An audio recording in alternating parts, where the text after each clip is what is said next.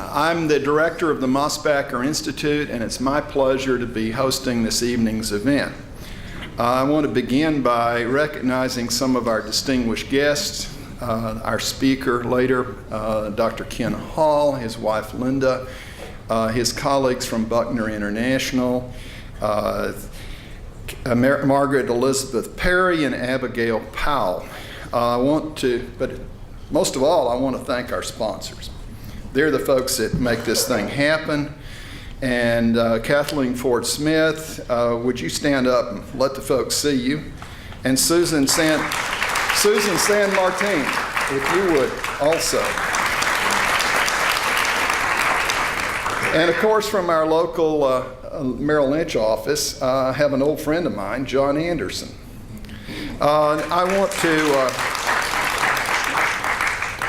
I also want to give a very warm welcome to this year's participants in our 2011 Nonprofit Management Forum. I think it's been a big success, and its organizer, Dr. Will Brown, whom we are so delighted will be involved in our program later on.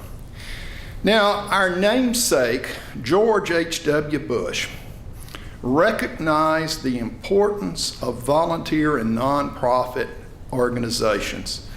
He realized they could tackle problems that government is simply ill-adapted to solve. And he likened these activities to 1,000 points of light. Well, each year, the Bank of America has funded an event that recognizes distinguished individuals and organizations that can be best described as 1,000 points of light. Well, this afternoon, we're going to do just that. Well, I don't know about you, but watching television is just the most depressing thing you can do these days. I mean, whether it's the war in Libya, or the nuclear disaster in Japan, or the budget impasse in Washington, it's just a mess.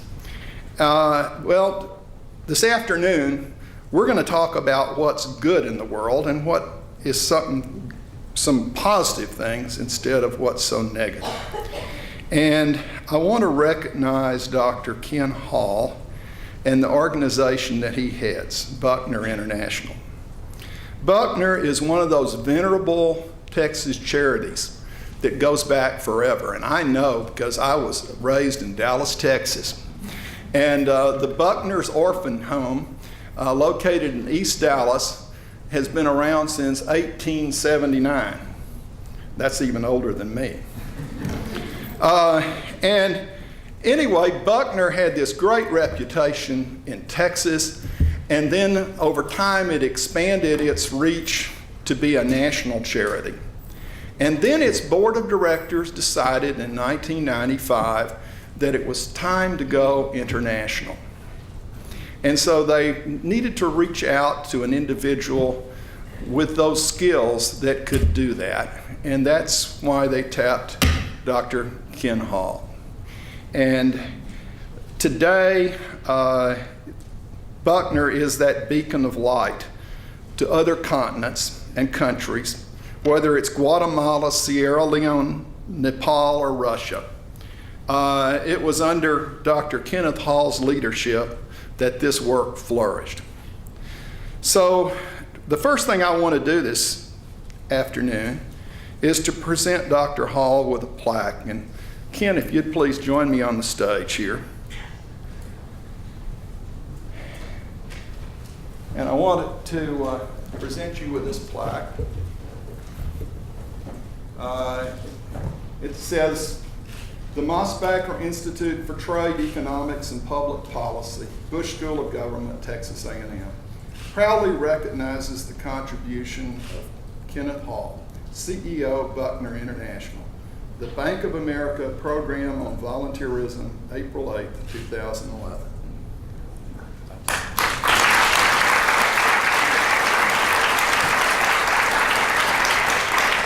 Well, you know that as an economist, I believe there's no such thing as a free lunch, and there's no such thing as a free award.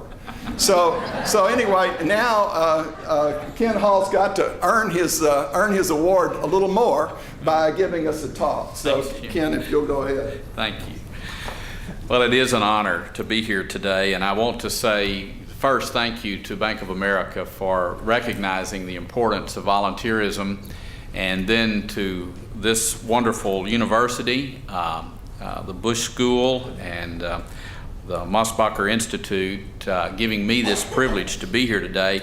I told someone when I was trying to describe what I was coming to College Station for, and I said, you know that you're old and you've been around a long time when they start giving you awards. And so I'm very humbled by this, and I thank you for it. I also have one disclaimer. I was meeting with the dean today, and we were having conversations, and I was trying to do what typically you would do when you are trying to schmooze, and being a fundraiser, I'm always schmoozing. And so I was talking to the dean, and I was bragging on the Lady Aggies winning the national championship. And being a person who has, there you go, who has deep roots at Baylor University and serve on that Board of Regents, I was commenting on what the Lady Aggies did to the green and gold. And so I know the dean is somewhat new to Texas. So when he was making comments during his speech this afternoon, he talked about me and my comments about the Lady Aggies, and commented that I was a graduate of Notre Dame. That's not the case. And so knowing that people in my field can get in trouble very quick for claiming credentials that are not theirs, I wanted to be very sure to clear that up very quickly. Today, as I give this speech, I just want to make sure you understand that what I have to say really comes from my deep love and appreciation for the organization. It's been my honor to lead almost these last 18 years. I begin with a story. It's about a tiny fishing vessel rocked and rolled in the seas, and it was being smashed by the tides. Its cargo of 69 orphan children and their caregivers clung to a boat as the turbulent ocean did everything it could to swallow those children. But turbulence could not deter their journey, nor could it detour them from their destination. While the journey was indeed fraught with more danger than they could have imagined, this hardy band of Vietnamese orphans eventually found their place to Buckner Orphans Home in Dallas on June 12, 1975.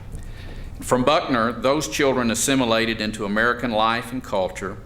Half of them were adopted by families here, and the others grew up in the care of Buckner Children's Home in Dallas. Today, those children are scattered around the country, and to a person, they live productive and happy lives. Today, as I was touring the Presidential Library, Ty Cope, a resident of College Station, embraced me and said I was one of those orphans who grew up at Buckner Orphans Home and was adopted out of there. That story previews events not only in our world in the 21st century, but the global response of our ministry, Buckner International, to the events that affect our turbulent world. In some ways, while the story of the Vietnamese orphans is true and historical, it also forms a metaphor of sorts to help us see that throughout history, in times of global upheaval and worldwide turbulence, the first victims are also the last victims, the most vulnerable, children. Children are always the victims because they are always the most vulnerable. In any society, when social or political unrest engulf countries around the globe, the first to suffer are often the last seen. They are the children of our world. For generations, these smallest victims have suffered the greatest pain. Imagine being a 12-year-old boy living in sub-Saharan Africa, where daily turbulence caused by AIDS and HIV has left you as a 10-year-old as the head of a family. Or feel the suffering of a 14-year-old girl in Central America enduring the humiliation and physical scars of sex trafficking and slavery. Even in our own country, Children are victims because they are the most vulnerable. How else can you explain the fact that today, every day, every 24 hours, 4 children die from abuse in the United States of America? 79% of those children are under the age of 4. So as we talk about global relief, let me tell you about a man named R.C. Buckner. When he died in 1919 at the age of 86, R.C. Buckner, the founder of Buckner Orphans Home, what is today Buckner International, was laid to rest in Grove Hill Cemetery in East Dallas, not far from the home he started in 1879. If you visit there today, you'll see inscribed on his gravestone these words: "Not one orphan child, but all orphan children." Those 8 words capture the soul and the heart of Buckner. 132 years since our founding in 1879, the first orphanage west of the Mississippi in the United States. Throughout our history as a faith-based organization, we've embraced the needs of children globally, while at once keeping our arms around each child individually. We believe that global relief starts at home and works its way around the world. Let me say that again. We believe that global relief starts at home and works its way around the world. It is that commitment to caring for children here in the United States that opened doors of opportunity to export the accumulated expertise of Buckner. In the early 90s, during a time of social and economic transformations in Eastern Europe, governments sought out Buckner for advice and assistance as they began to recognize the untenable circumstances in which children lived in their countries, especially the most vulnerable in their societies, the orphans. I went to those places. Some of you in this room went with me. You've seen the children institutionalized, warehoused because of the turbulence in their countries. Seeing the tremendous needs and the numbers leaves you with a feeling of being overwhelmed, which is often the first step for many of us toward apathy. The thinking of many people is that since I can't help them all, what's the use of helping at all? And we slip into denial.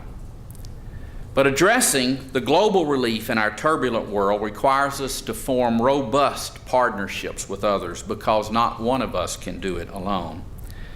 Buckner has discovered to our great relief that while we are one of the oldest caregivers for children in our country, we are not the only one caring for children. Global relief requires the global village to reach across human-made barriers and hold hands together. No one organization or one person or one government can do this all alone. From our firsthand experience, Buckner can testify that we can do more working together than working separately. And it's also our experience that perhaps no cause in our turbulent world rallies us as one people more than the cause for children. The cause of children is a bright light, even in the darkest of places. At Buckner, we found that like-minded collaborations can happen all over the world, in governments, faith groups, volunteers here and abroad, philanthropists, the academy, and in every corner of society where the plight of children is made known. Because the needs of children are as varied as every child, Buckner's developed what we call the continuum of care that is both vast and diverse. It seeks to relieve children at their point of greatest need. In 2010, we touched more than 400,000 lives at some point along the continuum of care. Generally speaking, that continuum encompasses and addresses the global issues that happens in every society of preservation, protection, permanency, and self-sufficiency. Embedded within those 4 areas of focus are programs such as foster or kinship care, economic development, health and medical care, domestic and inter-country adoption, transitions programs, a vast array of humanitarian aid, education, skills training, job performance, just to name a few. Buckner oversees 43 distinct service offerings throughout the world. Our method of determining what locations we should serve is based on 3 specific criteria that we will not violate. The first is we only go where we're invited by the government. We only go when we can be assured that there will be government engagement in every place we're working. Secondly, we believe that local and national staff that is culturally aware makes for best practices. By that I mean we only hire in-country nationals of that country, and we train them to be successful within the culture that they know best. And then the third criteria, which is absolutely essential, is financial sustainability. It's a significant part of our initial assessment. It would be a terrible tragedy for the recipients of our services to experience an abrupt departure by us if we ran out of funds. So it's critical that we're able to underwrite long-term every engagement we choose to participate in. So as we look at our turbulent world, we understand that relief takes many forms and functions, depending on the particular situation where the circumstance is needed. Perhaps the greatest challenge in the 21st century is staying current with the changes brought on by the turbulent world in which we live. All of us have been reminded of this in these recent days as we've watched events unfold in North Africa and in the Middle East.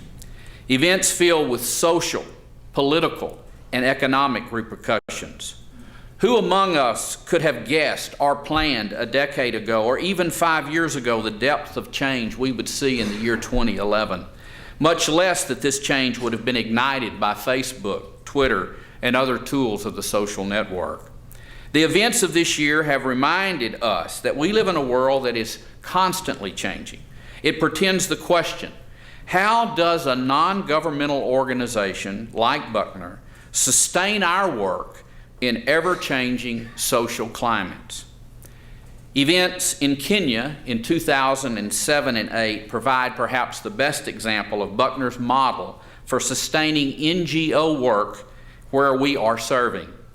Fueled in part by ethnic differences, the election of December 2007 in Kenya set off an unexpected period of turbulence in that country, generated not only by political crisis, but economic and humanitarian crises as well. Along our continuum of care, Buckner supports work that reaches 1,000 children every day in foster homes and schools. The crisis shut down travel to Kenya for weeks. Westerners living there fled to the safety of other nations. The country became virtually alone and isolated. And of course, the first to suffer were Kenya's children, but not the children in Buckner care. Rather than relying on Americans living in Kenya to operate our programs and oversee our work, our Buckner-affiliated NGO employed Kenyans with expertise in our programs. Consequently, the Kenyan children who depend on Buckner continued receiving the care they needed.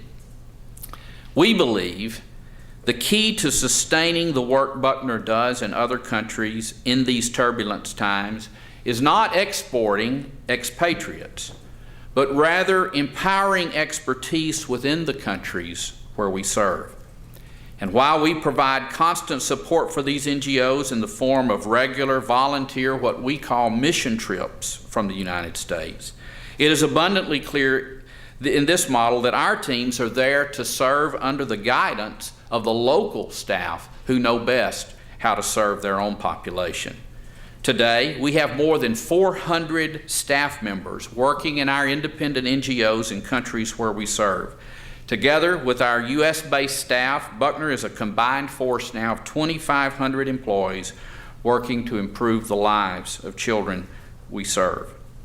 Yet the overwhelming face of need around the world, 2,500 employees, is merely a drop in the bucket. That number is dwarfed by the 25,000 people who volunteer, who worked alongside us this last year domestically and internationally. It is the vital ingredient in the mission of Buckner that not only do we empower those we serve, but we also enable those who want to serve. It is no way coincidental that we are gathered here today in this place at the Bush School to focus our collective attention on massing volunteers in the cause of marshaling global relief in our turbulent world.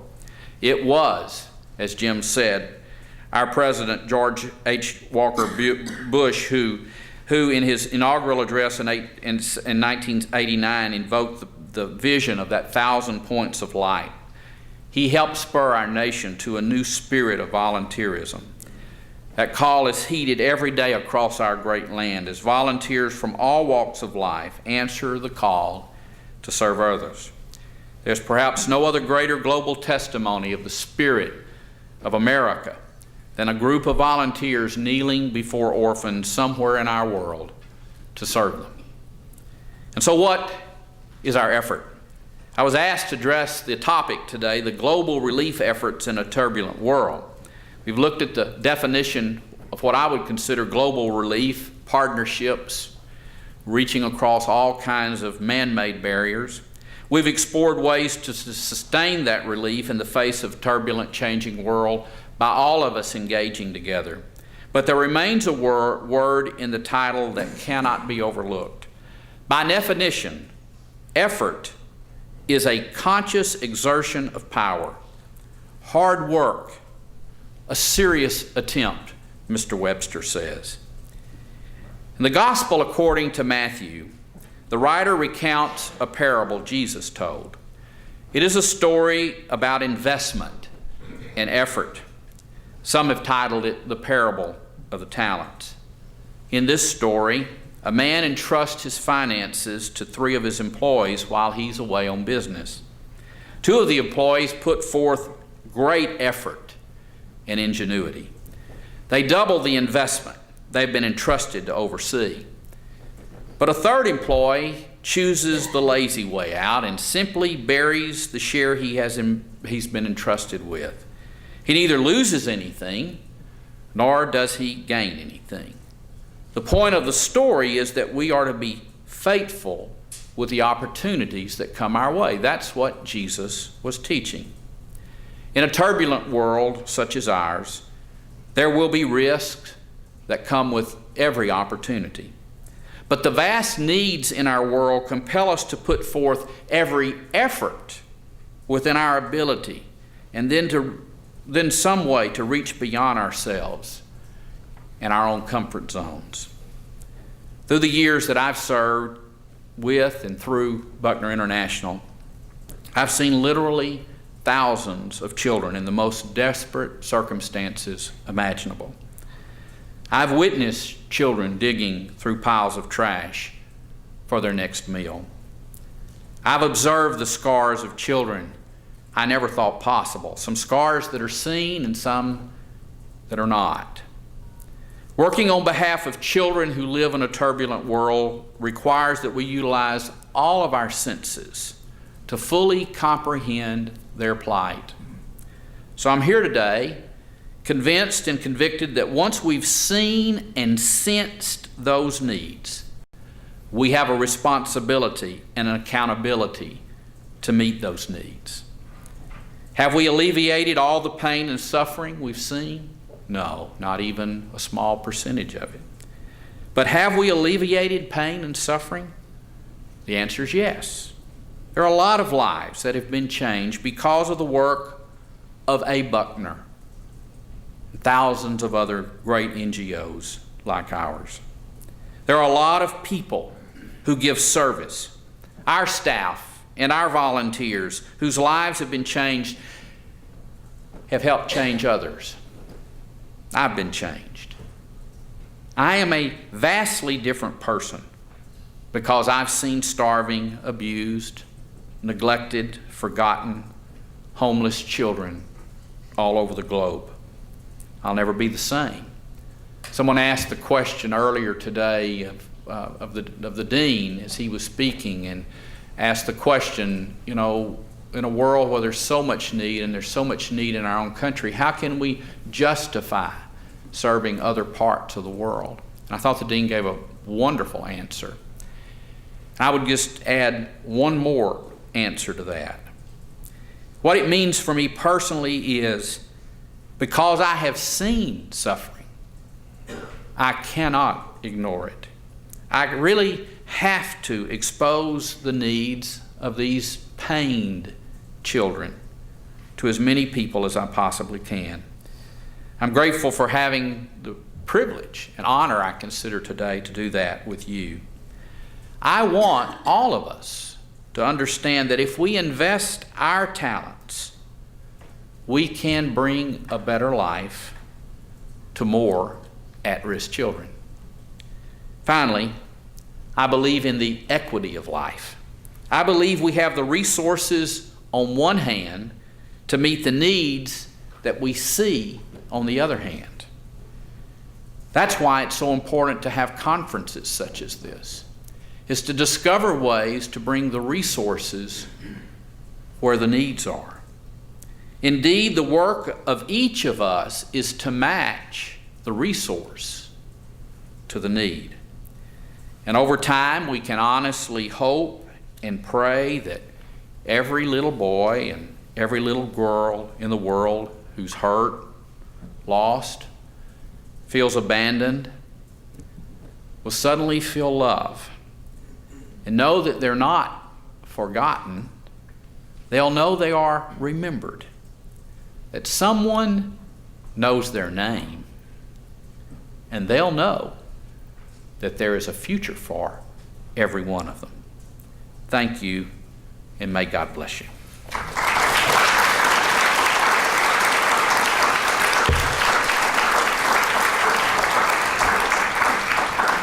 Now, Professor Brown, would you please come forward? And we're gonna make you earn a little more of your award here. And now Will's going to work on you. For those of you that maybe don't know Will Brown, he is head of our nonprofit group here at the Bush School. This is an excellent group of scholars. Angela Bees is here as well, and we've got great things that are going on with our nonprofits, and we'll turn it over to you. Thank you, Jim. Ken, you make it's a compelling talk. Buckner is doing some really, and so I thought we'd have an opportunity here. Jim sort of set this up as an opportunity to just explore a little bit more, share a little bit more about some of the aspects of what you do. And of course, we've had a day here talking about how organizations work. But I was thinking about volunteers, right? The dean spoke about it at lunch and talked about how important it is that nonprofits are facilitating the interest of others to serve. Could you talk just a little bit more about how you do that? What does it mean to be trying to facilitate other people's interests and fulfilling those needs? Well, one thing I want to be very clear about with all of you is that this is hard work. And for those of you who are engaged in the not-for-profit field, you know what I'm talking about. It's hard work to raise money. It's hard work to manage an organization well. It's hard work to deal with a board. It's hard work to manage your employees, and then on top of all of that, figure out how to get volunteers to engage with you and then channel them in the right direction. Because oftentimes a volunteer has their own ideas of where the organization ought to go. And that's one of the great challenges. I would say that the most important thing is having a compelling vision and mission that is clear and easy to understand. And for Buckner, it's pretty simple. You know, we've been doing the same thing for 132 years, and everybody knows that. You know, we've been taking care of kids that don't have families. We figure out a way to create a family for them. So ours is, there's a lot of programs, but we don't spend a lot of time talking about those programs. We just kind of keep the mission in front of people. So we're able to attract those who have an interest in the vulnerable child related issue. But then I think beyond that is having an infrastructure in place that can engage the volunteer in a meaningful ways. Because oftentimes you can get them to volunteer once, it's those repeat volunteers. We have a humanitarian aid warehouse in Dallas where, for those who are aware, one of our programs is called Shoes for Orphan Souls. We collect shoes from all 50 states and we ship shoes to over 60 countries around the world. Well, we built thanks to the philanthropy of an individual, we built a warehouse that's like a Walmart distribution center. It's a big, vast warehouse where all these shoes and humanitarian aid comes in. We have 3 employees in that. We have 6,000 volunteers, but they know how to come and do, and they come and work and sort the shoes, get them ready, and so when a ministry somewhere in the world that's not necessarily related to us says we need 100 pairs of these kinds of shoes, these sizes, we have them barcoded, we can ship them directly there, and that's where the collaboration with partnerships comes. So it's a meaningful engagement for volunteers. They know those shoes aren't going to just sit on a warehouse shelf for months, that they're going to be shipped out pretty quickly and will be on some child's feet somewhere in the world.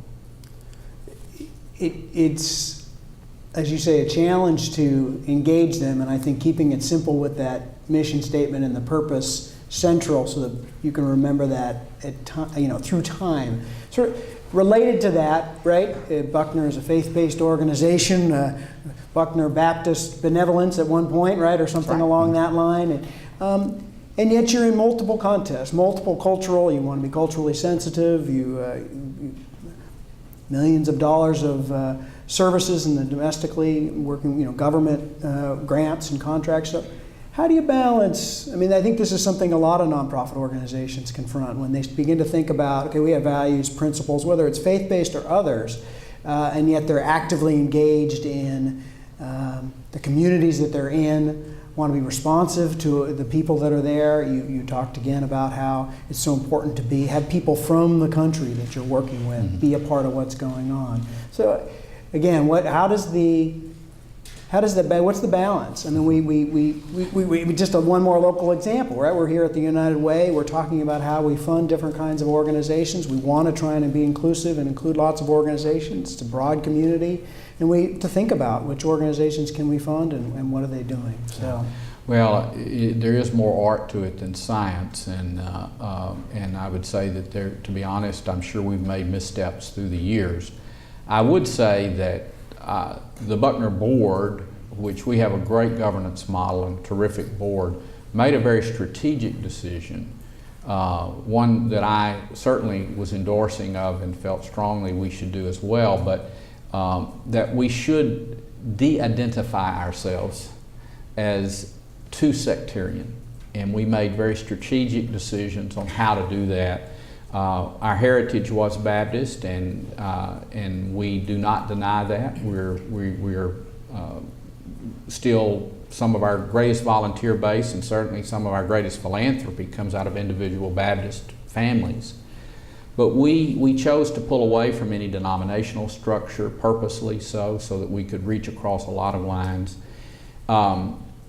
We've kind of purposely stated that we think as followers of Jesus, the last thing Jesus would have ever done would have been promote religion. He promoted helping hurting people and being transformational in their lives based on meeting them where they were. And so we think Buckner is a great tool to meet people where they are, and being a person who does believe in separation of church and state and that wall that I think the Constitution through the Bill of Rights sets for us, I think people make better choices on their own where their faith should be. And those of us who are people of faith should work very hard to serve others and let the faith decision be an individual decision. So we work really hard at that. We indoctrinate our staff along that line. We insist our volunteers practice it. That's one of the issues sometimes we face with our volunteers is if they get too aggressive with their faith or we have to tell them, this isn't the place to do that. You need to be quiet about certain things and just do good work. It's about serving, bringing the kids back up. And we, it's not always pretty when we have to have those conversations, but and there have been times where I felt very torn internally because of my own faith and my own desire to see people know the same love of God that I feel in my own heart. But on the other hand, I made a willful decision to choose my faith, and I think every person deserves that right as well. So that's how we work it. And you're right, it is very sensitive but also very personal. And imagine it must happen for every staff member that's in the organization. It does, and we try to be respectful, but I will tell you that when you're working in a Muslim culture, you're either going to be respectful of where they are or you're not going to work there. Or if you're working in a place like China or Vietnam, which are based on atheistic philosophies, you're either not going to serve that population, and you see the need, and you see you need to be there, so you choose to know how to draw that line. And it's amazing to me how the faith community appreciates that in whatever culture you're in, and they'll extend their own methods of extending their purposes. Right. We're not a church, and we've never claimed to be a church. We're an extension of people serving others. That's right. We were talking a little bit last night about who's on the board and the way that you structure your board with a real intent and purpose. To tell us a little bit. Just talk about from the very beginning of the and there is a board member here today. Came up from Houston. But all of our Henry Hill back there, Henry wave, so they'll know my boss. One of my bosses are here. Our board is lay perspective. They're business people, and that goes back to the beginning.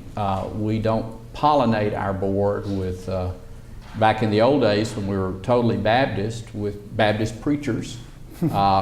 We have lay folk who understand business practices and principles, and so Buckner has been governed that way from its beginning.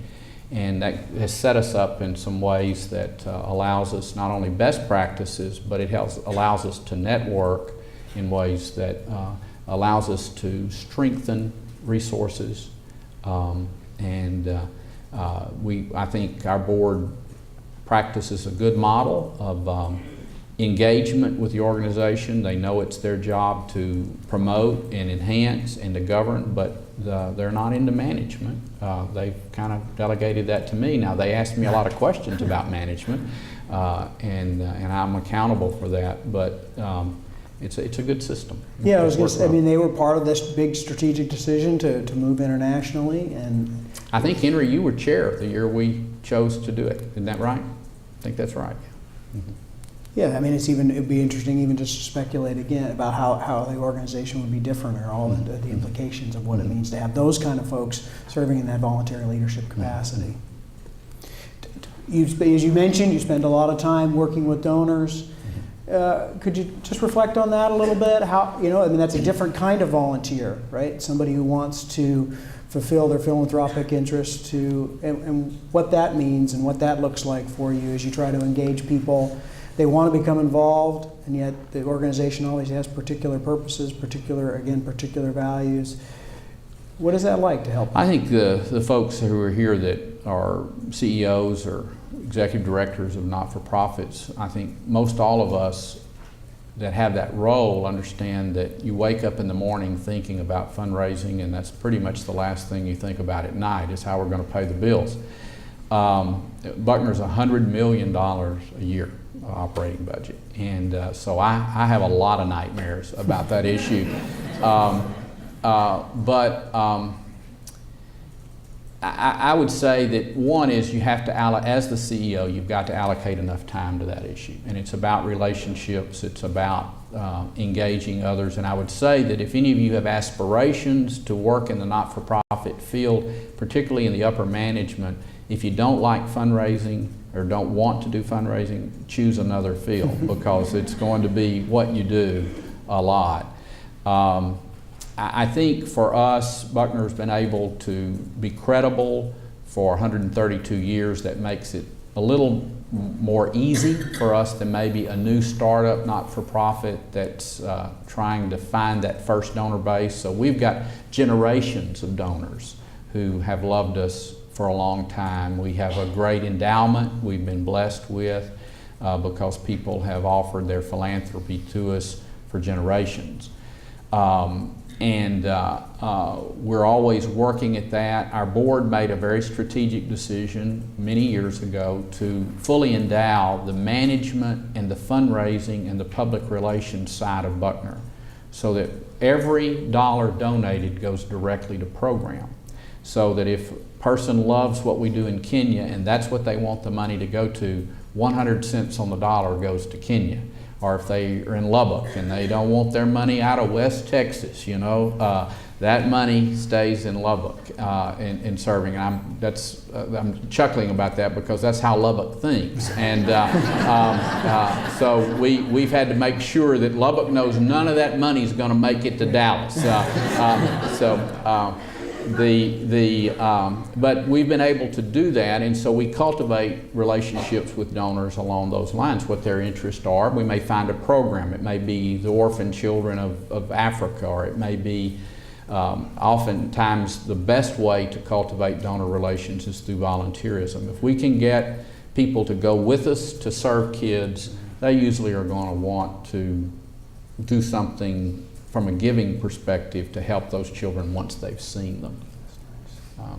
And that's why I would advocate strongly for volunteerism, because not everybody can travel overseas, but we try to make sure that we have plenty of opportunities domestically for people to engage in serving the lives of young people, and they become philanthropic in their giving based on their capacities. Right. Based upon that, but through the connection that they establish through being there and seeing the service that you're providing. I mean, that's what we say, right? We always say it's important to engage the volunteers in that way, and that they become invested in what you're doing.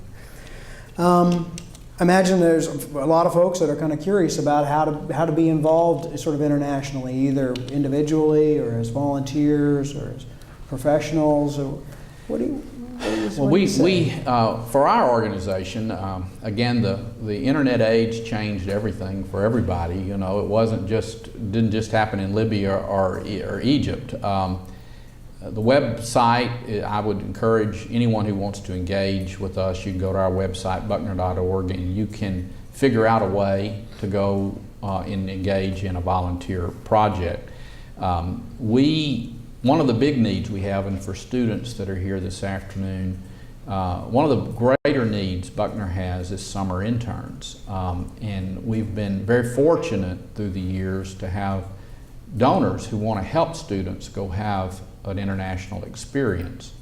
Much of our staff that work for us have been people who have first made a trip somewhere and given 4 weeks, a summer, or some period of time along their college journey, and helping with children in the world, and that's certainly been one of the great opportunities. We've gotten more sophisticated with that over time, and now we have long-term internships and relationships with universities and in the academy overall, where people can do graduate studies and things in the fields in which they're interested in. And we're always trying to network, and so you talk about fundraising. Also part of what I do is network, and so as you guys were working me the last 2 days, I've been working you, trying to get you to understand ways that you can engage your students with us and worldwide, because what we need, we've got 2,500 employees now. If things keep coming, we're going to need another 2,500, and we got to put those people in the pipeline now, thinking service in this way worldwide. And we're just, again, one organization out of many that do these kinds of things. And I think there's a whole realm of career opportunities for people in the not-for-profit world, particularly for international NGOs that are engaging people, because you've got to have people who are willing to travel, who have, and that usually is a stage of life for certain individuals, and so there's a lot of that we have to have in our organization. Yeah, it's nice. You're obviously, Buckner is a service organization providing services all over the country and the world, but that's not all that's not the only way that you try to make a difference, right? You're involved in some policy kinds of things, and you're involved in, you've set up the government relations office. again, that can be an area that can be difficult for people, and they feel uncomfortable with this idea of how is it that maybe I'm comfortable with providing service, but now you want me to talk to a senator about something, or you want me to talk about... So how does that fit into what you're doing, and what has that looked like? Well, it goes back to the issue of stewardship that I mentioned a while ago. I do believe that one of the interesting phenomenons within Buckner is that we've been able to engage governments of countries all over the world, and they're thrilled to do it. But for many years, we kind of ignored our own government. We just kind of assumed they knew what the field did. And so the more I would engage with various governmental leaders, both appointed, elected, and those who are career, I recognized there was a lack of understanding, basically, of what the good of the field of NGOs can do, particularly as the world is changing. And so as the Dean said today, and I think he was right on with what he had to say about the fact that in a world where the American foreign aid is going to shrink, there's no other way that that's going to happen. For us to engage worldwide as a culture, we're going to have to do that through our NGO systems. And we give many billions of dollars more through NGOs and international aid than we give through our governmental entities. And it's just that we've got to coordinate together. It's silly for the American government to be engaged in a country, let's say Ethiopia, where we traveled this fall with a delegation from Congress, leaders of the State Department, people in USAID, UNICEF, and others, to visit Buckner sites in Ethiopia. We wanted to show them what could happen when government and the NGO network that we have created in Ethiopia worked alongside rather than working exclusive of each other. Wouldn't it be better for you to know as an American taxpayer that the dollars you are sending in foreign aid is coming alongside the dollars that other Americans are sending through philanthropy? Because the reality is all of that's subsidized by the United States government. All of our charity is dollar for dollar deductible. Our government underwrites our charity. And don't ever forget that. But we're the only country I know of in the world that does it that way. Where if you give it to a not-for-profit, your government's going to give you $1 deduction for every dollar you give. And that's a great country that does that. And I hope we'll keep it that way, because that's how we fund all of our not-for-profit operations, which I think do a great job in the world. So wouldn't it be, for us, better if our government allowed coordination? Let's say Buckner's building a school in Ethiopia and our government's helping build roads in Ethiopia through USAID. Why not build roads to the schools that are being built, or put electricity where they are, or where the feeding programs are? Let's do the feeding programs where the schools are, and coordinate together. And so that's the strategy behind making sure that our government knows what we're doing and provide resources to them when they're making decisions, that they make decisions based on facts and not some soundbite that somebody says somewhere about something in the world. I think our congressional leaders want to make the right decisions. It's oftentimes they don't make the right decision because they don't have the right information.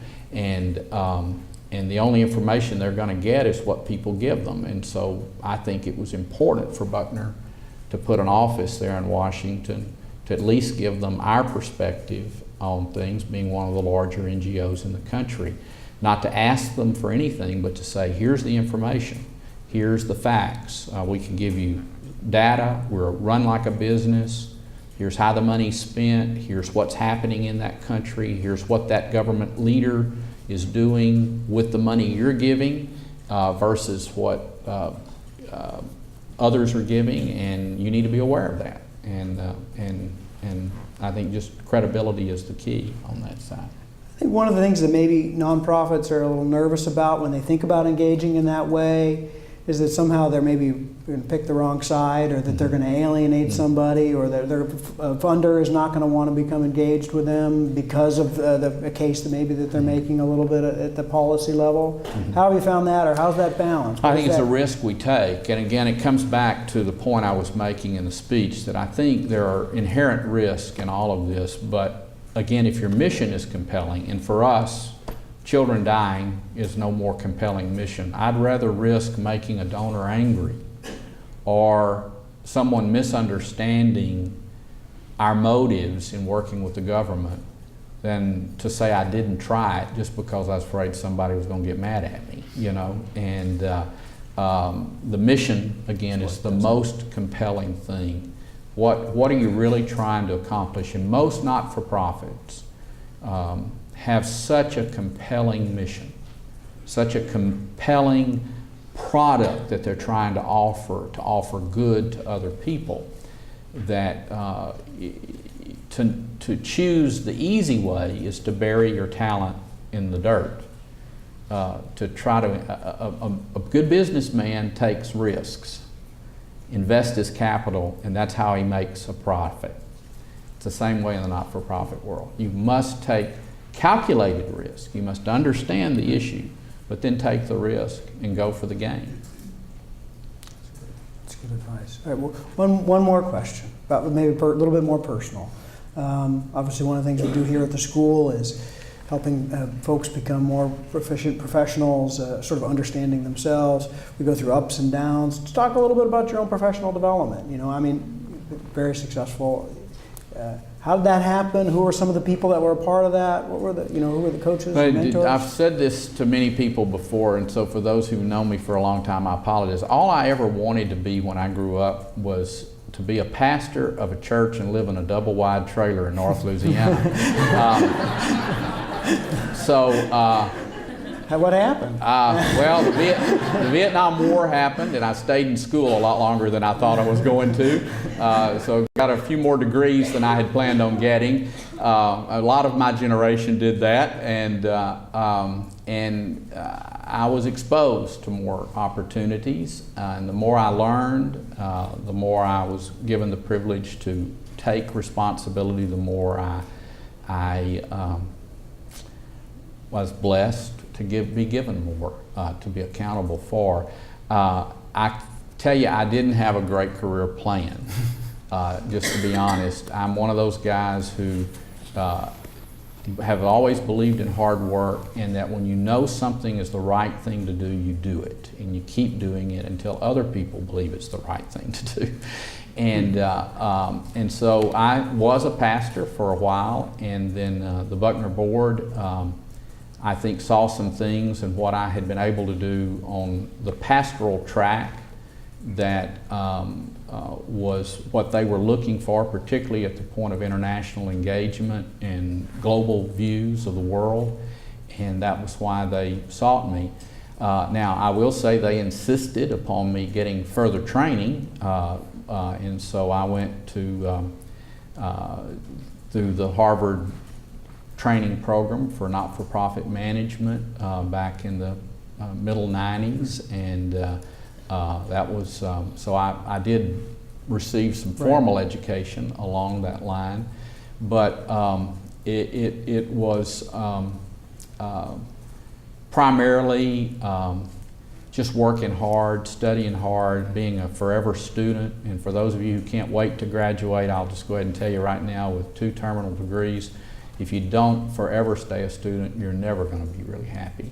And keep learning, keep finding things, because that's the best part of life, is always seeing the new day and the new opportunity. And I, you know, the reason I'm still working today is because I'm excited about the new day. I mean, I'm learning how to do things I didn't even know existed 5 years ago, but it's fun to do. This is true. Mm-hmm. I think one of the benefits of getting a little bit older, I found, is sometimes I forget the stuff that I knew before. I get to relearn it again. That's right, exactly. Yeah, those epiphanies are great. Thank you, Ken. Thank you. We appreciate it.